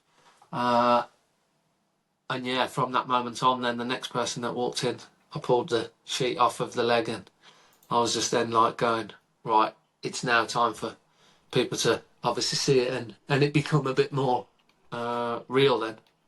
And yeah, that was the start of a little journey, you know. But yeah, it was a few dark moments in that time for sure, where I just purely believed like that life as it was over, and I was never going to be able to do things ever again, and I'm never going to be able to play football, I'm never going to be able to run, I'm never going to be able to do this, I'm never going to be able to do that, and that just went through my head for the next few months before I got to Headley Court to start my rehab. Thanks for sharing that. What about now? Like, do you still feel self-conscious about it now? Does that still come up? I love it now. I don't even think I'd change. If somebody offered me this miracle cure and said you have a leg back, I don't think I would. And that purely, I say that because I push myself more and more now because of it than I think I ever would if I had two legs, if that makes sense. I have moments where I go, how quick could I go if I had my two legs? How quick, do you know what I mean? All of these things, how far could I push myself? But the reality is I've pushed myself to this limit because of it. So for me, I don't think I'd change it at all. I have the odd occasion. I've got a tall mirror in a room, and every now and again, if I've got my leg off for whatever reason, and I stand up and I look in the mirror, I go, wow, like, I've only got one leg, because it's so normal now. I don't see it with it off, really. And obviously everybody else might see it with it, like my other half will see it all the time. Because when I'm sitting around at home, I'll take the leg off and I'll just chill and put the leg up. But I don't really see it, because I'm obviously looking outward rather than looking inward towards myself.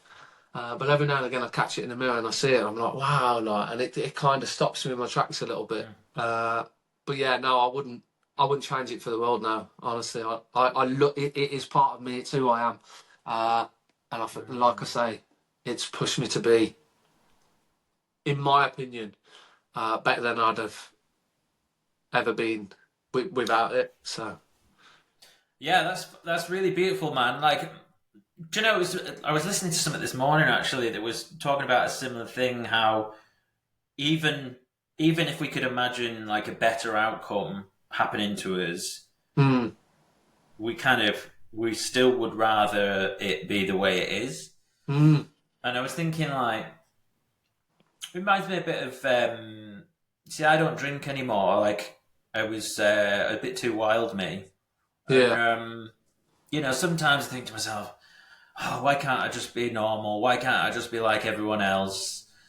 And that can sort of be somewhat alluring to sort of like sit in that sometimes. But then, you know, and obviously they're two very different things, but like, would I be pushing myself in Hyrox if I was still drinking? Would I be doing the podcast if I was still drinking? Probably not. Nah. Like, so there's something in that, isn't there? How the things that you were handed in life that are less than fucking ideal can end up being the thing that drive you to do special things. Yeah. I've always said, and I continue to say to the young people that I work with, there is a silver lining in absolutely everything, and I truly, truly believe that. Even the most horrific incidents, there's a silver lining in absolutely everything, and if we can find that, for me, that's what drags me through, that's what pushes me on, that's what makes... So whatever comes my way, if they didn't come up with this magical cure and they went, yeah, we're going to sort your leg out and you're going to get this leg back, you know, I'd go with it and I'd deal with it, you know, and I'd create something else coming out of that. But yeah, like I say, like I love the leg now. Like, it is part of me, it's made me who I am. And I think anything that really comes into your life directs that for you, doesn't it? Like, it's something I had no choice about. If somebody had said, yeah, you're going to lose your leg, and you've got a choice, absolutely not. Never gonna take that choice. No one will. But I wouldn't look back on it now Like I say, so anything that really comes your way, for me, and I'm a big believer in this, whatever comes your way is what's always been destined to come your way in any case. It's going to come your way regardless. So actually, it's just working with what you're dealt. And right now, I'm being dealt an amazing card in life. Like I'm in a great place, and I'm not naive enough to know that that's going to continue forever. You know, because it's not. And there's going to be times that are going to be tested. But knowing that there is always a way through everything. For me, having been in these dark places where I didn't want to be alive, and I had enough things around me to take my life,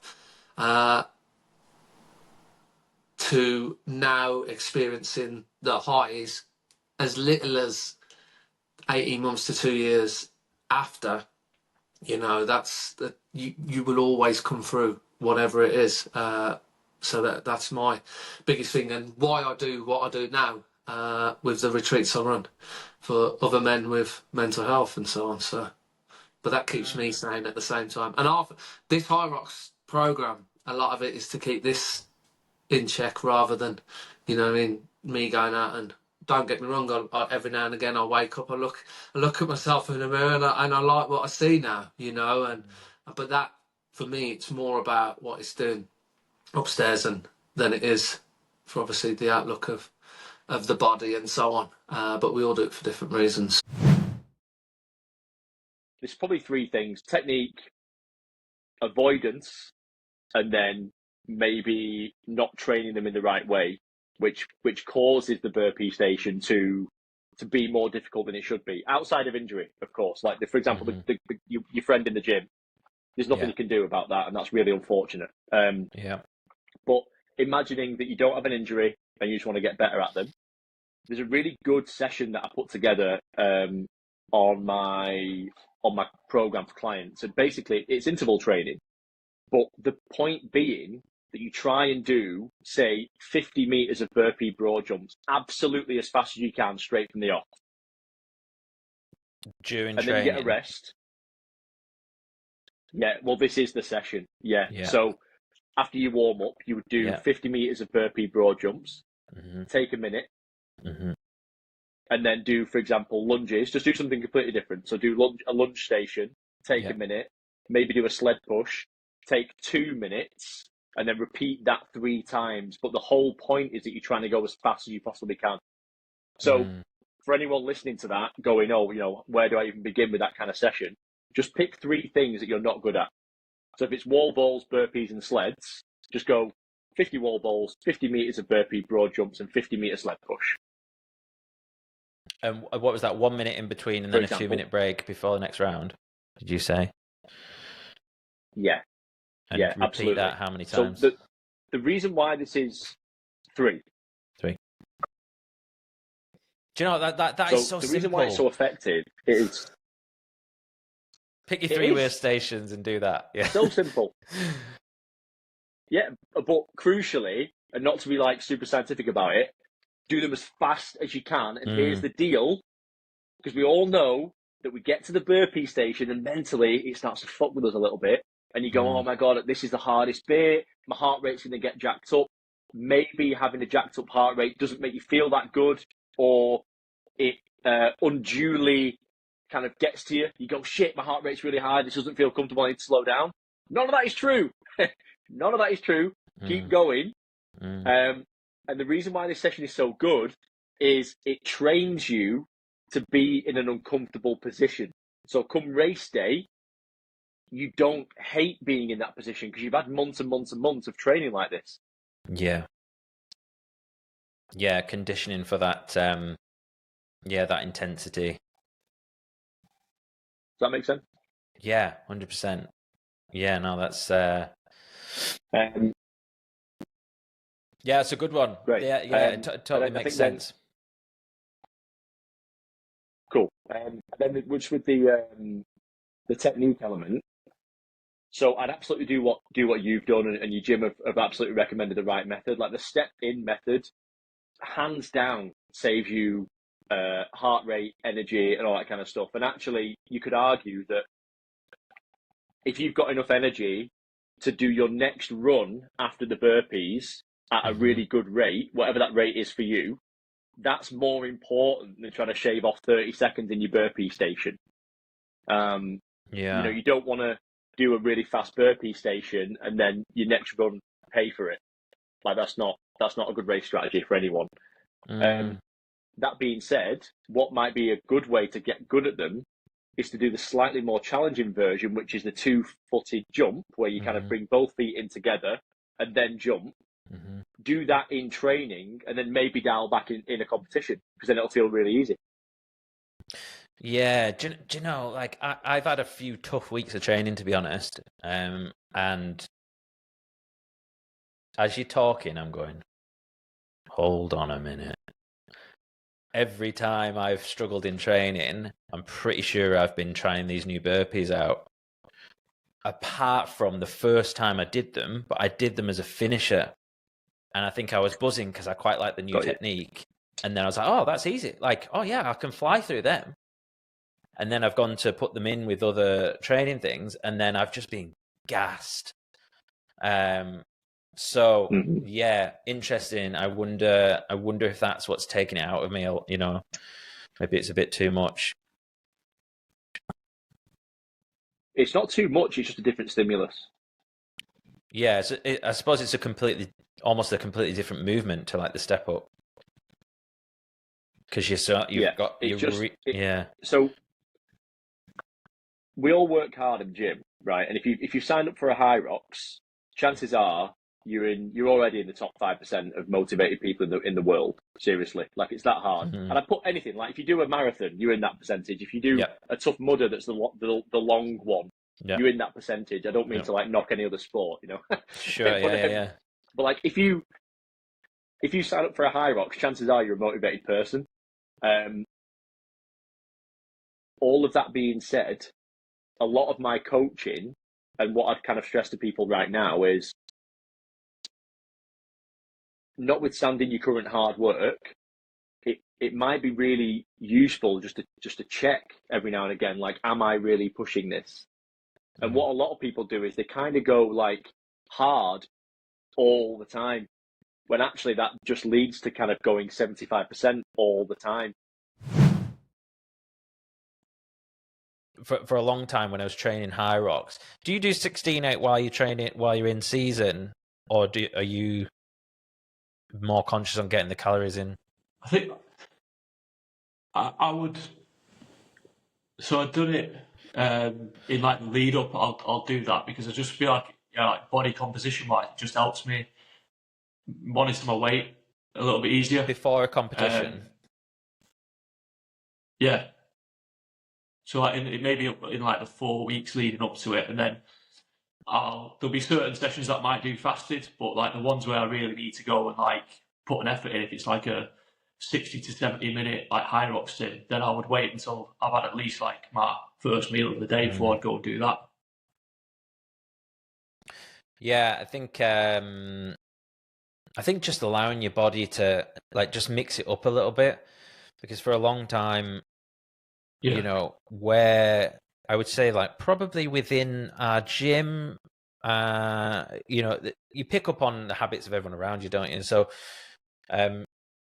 everyone's quite big on, you know, getting the fuel in, you know, making sure you've got plenty of calories. And I did notice an increase in my performance when I did that. But did I feel better? No. I always feel better when I'm doing a bit of fasting. I think it's and you have to sometimes remember, like, why did I get into going to the gym or Hyrox? Was actually longevity, not necessarily about getting the best Hyrox time.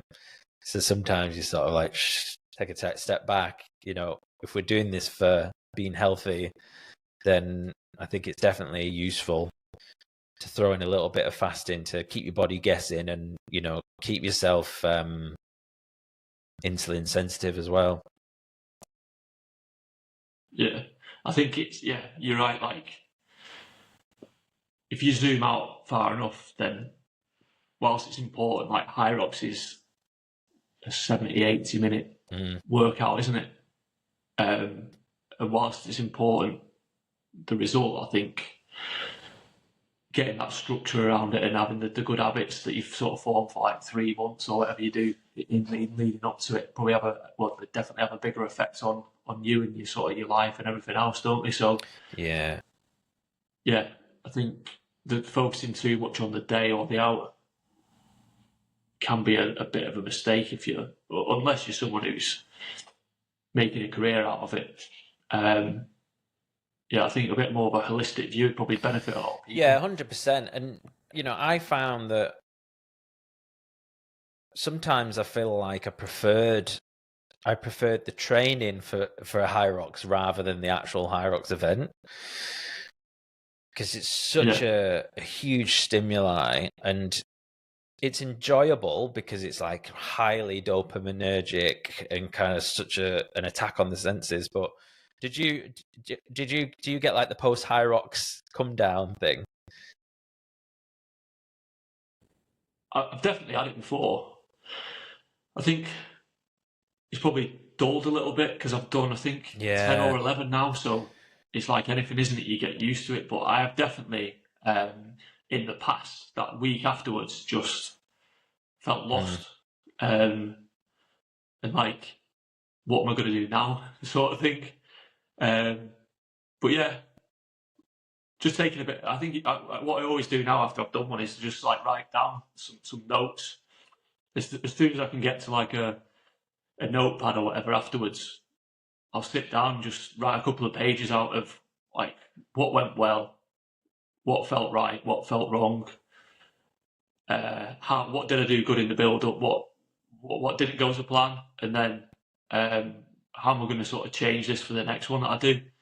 And that's been really, really useful, because this last one that I've done in Olympia last weekend, it was the best time that I've done as an individual in the open category, but I didn't feel like I'd performed anything like as well as I could have. Whereas in the past, I've come off thinking I've put in a really good effort there, and I guess it's just that sort of that progress, isn't it? So whilst I've come off not feeling great, like I think I'll learn more from this one, the future ones, than I have off others that have perhaps gone to like more to plan. And it's just understanding where you are in that process, really. If you're someone that's going to do a few, take the first few that you do as like a lesson, like try different things, reflect on it, and then just reiterate and go again. Is sort of where I've seen people, it's worked for me, and I've seen other people that have done that as well. Like they've got into the analytical side, like you said before, rather than just thinking, I've done a 120 there, can I do a 115 next? It's going a layer below that and saying, how do I shave 15 seconds off per run? Or I'm terrible at skiing compared to everyone else who's getting a similar time to me. Like, what do I need to do to get better at that? And yeah, the reflection's a big part of it, I think, if you're somebody that's doing it to improve. There's a theme here with like balance, and I suppose a good coach brings out the other side of you that's not as active. So whether that's, if you are being mega detailed, he's there to kind of give you the big picture view. Yeah. And it, just occurred to me as you were saying that then, actually, because I love the data. I love like really getting into the weeds, and shout out to Matty Green. I don't know if you know Matty. Yeah, I did a few sessions there a few years back. Yeah. So, and me saying before about relaxing and stuff, that's probably come from him. You know, because he'd be like, just relax, and I'm like, fuck off. Yeah. Do you know what I mean? But it take after a while, like, oh yeah, he's right. That's a good coach, right? Yeah, see, like he's even like, I'll give him a ring the day before a race now to go through, like my race plan, and I always ring him expecting him to like give me a detailed race plan, and it's always like, he's like, you know what you're doing, just go out and make sure you enjoy it. But it's like, I'm like, yeah, but what power should I aim to hold? And he's like, just do what feels right. So, when I was saying before about, cycling up a hill, like focusing on like not doing too much power, it's like at the end of the day, it's just a lot of it is just going off feel. Same with the heart rate stuff. Like you'll know if you're pushing too hard, and it's just kind of just vibe it. Yeah, and I suppose that's like the benefit of experience, because you can't just pick that up by having a fancy watch. Yeah. Like, you have to learn how your body feels, know to be aware of when you're pushing it too hard. Yeah. Yeah, interesting. What about carbs and food? So, how many carbs you having during a race? How much per hour? I can get it on my notes, actually. So, this probably sounds bad, but like, I've been through this with Joel before, and he's that laid back. We've never really come up with a plan. Yeah. It's always just been, if you're hungry, eat. Or if you're hungry, it's too late. You probably should have already eaten. Did I save it in here? No, I didn't. Yeah, I was doing night shifts before Mallorca. I probably shouldn't say this. My manager watches it, but I think one of the nights I had on my lunch break, I calculated my body weight, how many carbs I should be having per hour, like for Mallorca for the half distance. And I know like a few years back it was always 80-90 grams of carbs per hour was the optimum, but people are smashing nearly double that now, aren't they? Mm-hmm. So for me, I just picked a random number and thought, right, 120, I'll go for that. So, using the energy drink that I use, I calculate, well, there's this many grams of carbs per 100 gram, and I can dilute that in this much water. So with me 3 750ml bottles, I can get this many grams of carbs in total for the bike leg. And then I'm like, right, that only gets me to, I can't remember the numbers off the top of my head, but let's say it gets me, I'm still at a 60 gram deficit if I cycle for 2 hours 15 minutes on the bike. Pardon me. So then it's like, I need to make up that 60 grams elsewhere. So at that point, I'm then taking solid food, energy bars. I personally don't like taking gels when I'm on the bike, because it's easier to digest solids when you're on the bike. Whereas running, you can't really do that. So I quite almost like to. Always feels like I'm lining my stomach with the solid food on the bike, so that when I do go onto the gels on the run, it's not as bad. So yeah, I'll calculate. It was about 120 I went for Mallorca, and then currently I don't really weigh myself, but I'm probably around 85, probably close to 90. But I've like, my weight's always been consistent. At swimming at Loughborough, we used to get weighed twice a week, which I don't know if you saw it, but there was a bit of a bit of a hoo-ha in the press about it. It was all over BBC News, about how it's promoting. It was like I obviously I didn't know about it at the time, but it was promoting like eating disorders within the team. It was quite a big thing across the whole of British swimming. Yeah. Which to me is kind of going away from what we're talking about.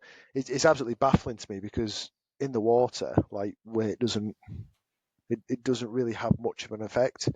No. You're pretty much weightless anyway. If anything, having a layer of fat's better, because then you're more buoyant, because fat's less dense than muscle, so you sit higher in the water, so you got less of your body in the water, so then it's easier to pull yourself through the air than it is the water. So but yeah, so anyway, we used to get weighed every twice a week, every week. I was always around 84, 85 kilos. Going into Kona, I was probably the fittest I'd ever been. I was probably the leanest I'd ever been. I was about 81 kilos there.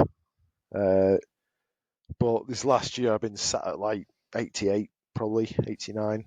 I don't watch what I eat. I've probably got quite a bad diet. I do like donuts. Lauren's just sent me pictures of some donuts in London that she's got. So I've asked her to bring some back. But like I understand some people do exercise as a means to allow them to to eat whatever they want. I live with people at uni who, they'd always like be really strict on what they ate because like they put on weight quite easily, whereas I never really had that issue. So I've never, I think because I've always been this active, I've never had to like worry about it. So for me, I don't do what I do so that I can eat what I want. I just, I do it because I enjoy it, and I enjoy eating whatever I want. Yeah, but that's cool. Yeah, I guess coming back to the original question, grams of carbs per hour. Aim for 120. Calculated it wrong. Mallorca, I was on about 135, which is probably why I did all right. So then from there for Roth, I was like, right, we can push it a bit further. So I think Roth, I was aiming for 130 to 140 grams, so around that kind of region. And then same again for Portugal. And this year, I guess looking at it, my performances have been more consistent, and they've probably been better this year. Yeah. And like other things have happened, but I think nutrition's definitely been one of the things that I've focused on more. So you're probably like about, like, if you take your kilos and times that by 1.4, that's kind of roughly your grammage per hour. Yeah. Something like that.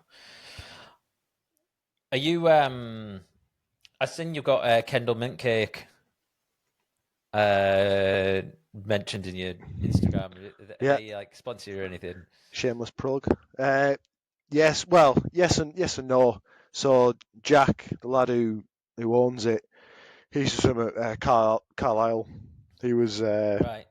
He was City of Carlisle. He was the year above us. So at counties and that, we always used to race each other in finals, and he was a good good sprinter, breaststroke and freestyle. He's a tall. I'm 6'2" and he's like 6'4", 6'5". But so I swam with him for years. I worked out in Mallorca for a couple of summers, swim coaching out there, and we ended up living together while he was doing the same, and then he went to Loughborough as well. So I've known him for years, and he started Kendall Mint a couple of years back, and just kind of said, "Oh, do you fancy doing something?" So he